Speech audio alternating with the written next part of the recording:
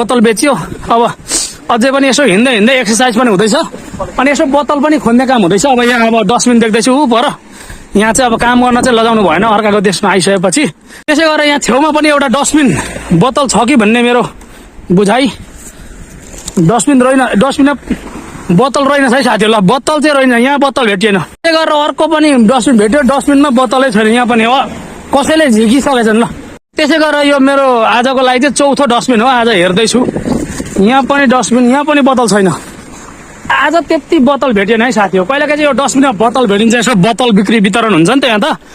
एउटा बोतललाई पनि लगभग यहाँको 50 पैसा भनेको नेपालको लगभग 16.5 रुपियाँ भनेपछि राम्रै आम्दानी हुन्छ साथी हो बोतल बेच्दाखेरि। तपाईँ रोमानिया हुनुहुन्छ भने तपाईँलाई थाहा छ है। बोतल खोज्नलाई चाहिँ गइँदैछ चट्ट रोडको छेउ किन साथी हो। रोमानियामा यखेर डस्टबिन खोज्नुपर्छ, डस्टबिनभित्र लाउनु पर्छ ठुलो पैसो खोजेको है साथी हो। पैसो ल साथी सर यता जाउँ। ल यी पैसो भेटिहाल्यो। यो 1 रुपियाँ हो यो दुईटालाई। 1 रुपियाँ भनेको यहाँको एक्ली भनेको नेपालको 33 रुपियाँ। सो हामीले चाहिँ यसलाई अब झोलामा राख्नु पर्ने हुन्छ। झोलामा यति भइसकेको छ, यति भइसक्यो। यहाँ अलिकति जुम गरिदिनु सर। ल हेर्नुहोस् त्यत्रो यति चाहिँ भइसक्यो। अब लगभग नेपालको 4-5 सय आइसक्यो अहिले सर। ल हेर्नुहोस् अनि